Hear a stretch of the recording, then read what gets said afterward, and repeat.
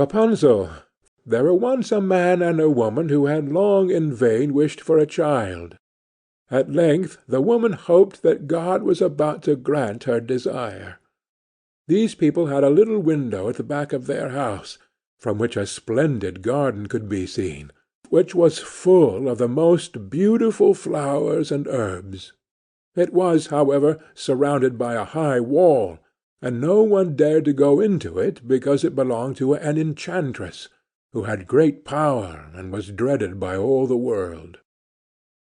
One day the woman was standing by this window and looking down into the garden, when she saw a bed which was planted with the most beautiful rampion, and it looked so fresh and green that she longed for it. She quite pined away, and began to look pale and miserable. Then her husband was alarmed, and asked, "What ails you, dear wife?" "Ah," she replied, "if I can't eat some of the rampion which is in the garden behind our house, I shall die." The man, who loved her, thought, "Sooner than let your wife die, bring her some of the rampion yourself, let it cost what it will." At twilight he clambered down over the wall into the garden of the enchantress, hastily clutched a handful of rampion, and took it to his wife. She at once made herself a salad of it, and ate it greedily. It tasted so good to her, so very good, that the next day she longed for it 3 times as much as before. If he was to have any rest, her husband must once more descend into the garden. In the gloom of evening, therefore, he let himself down again, but when he had clambered down the wall he was terribly afraid, for he saw the enchantress standing before him. "How can you dare," said she, with angry look, "descend into my garden and steal my rampion like a thief? You shall suffer for it." "Ah," answered he, "let mercy take the place of justice. I only made up my mind to do it for necessity. My wife saw your rampion from the window, and felt such a longing for it that she would have died if she had not got some to eat."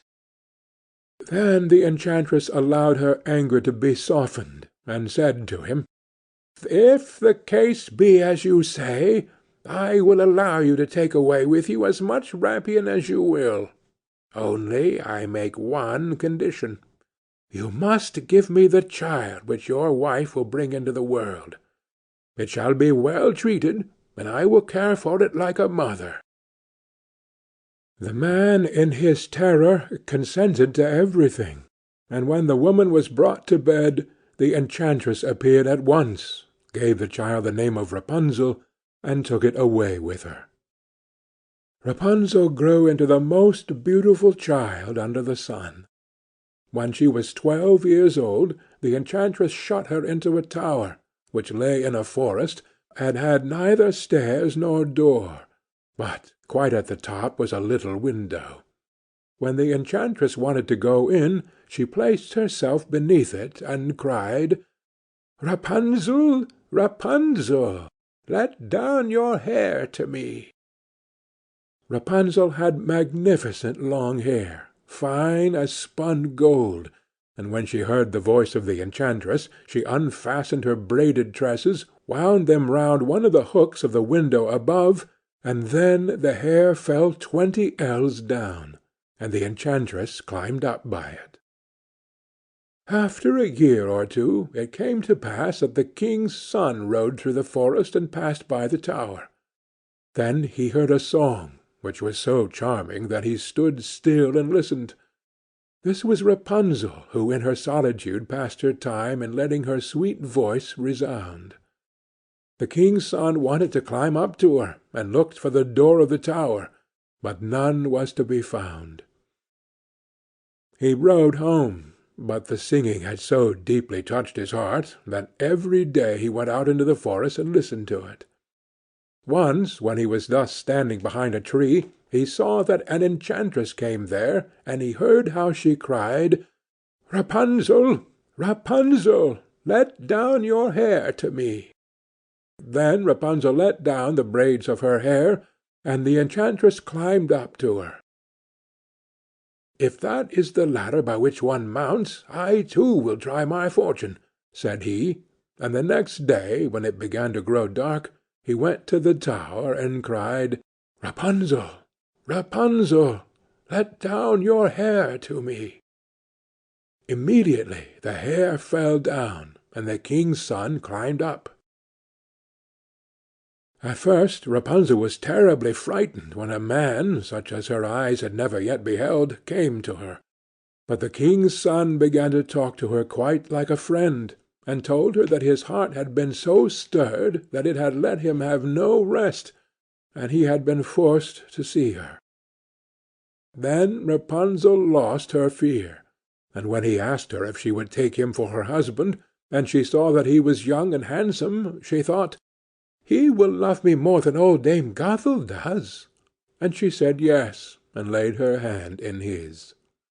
She said, "I will willingly go away with you, but I do not know how to get down.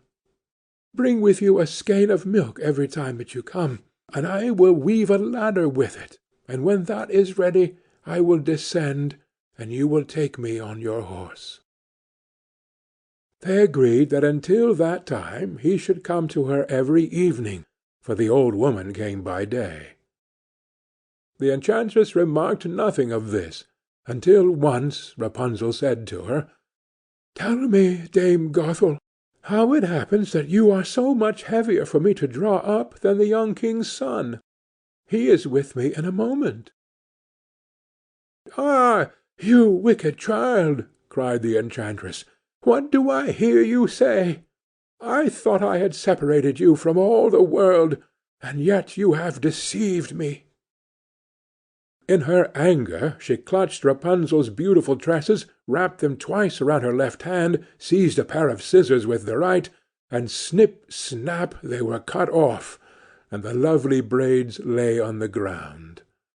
And she was so pitiless that she took poor Rapunzel into a desert, where she had to live in great grief and misery. On the same day that she had cast out Rapunzel, however, the enchantress fastened the braids of hair, which she had cut off, to the hook of the window, and when the king's son came and cried, "Rapunzel, Rapunzel, let down your hair to me," she let the hair down. The king's son ascended, but instead of finding his dearest Rapunzel, he found the enchantress, who gazed at him with wicked and venomous looks. "Aha!" she cried mockingly. "You would fetch your dearest, but the beautiful bird sits no longer singing in the nest. The cat has got it, and will scratch out your eyes as well. Rapunzel is lost to you. You will never see her again." The king's son was beside himself with pain, and in his despair he leapt down from the tower. He escaped with his life, but the thorns into which he fell pierced his eyes.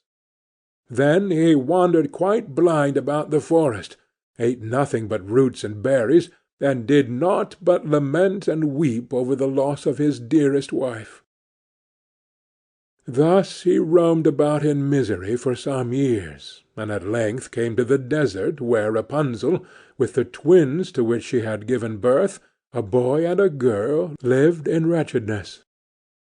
He heard a voice, and it seemed so familiar to him that he went towards it, and when he approached, Rapunzel knew him, and fell on his neck and wept. Two of her tears wetted his eyes, and they grew clear again, and he could see with them as before. He led her to his kingdom, where he was joyfully received, and they lived a long time afterwards, happy and contented. End of Rapunzel.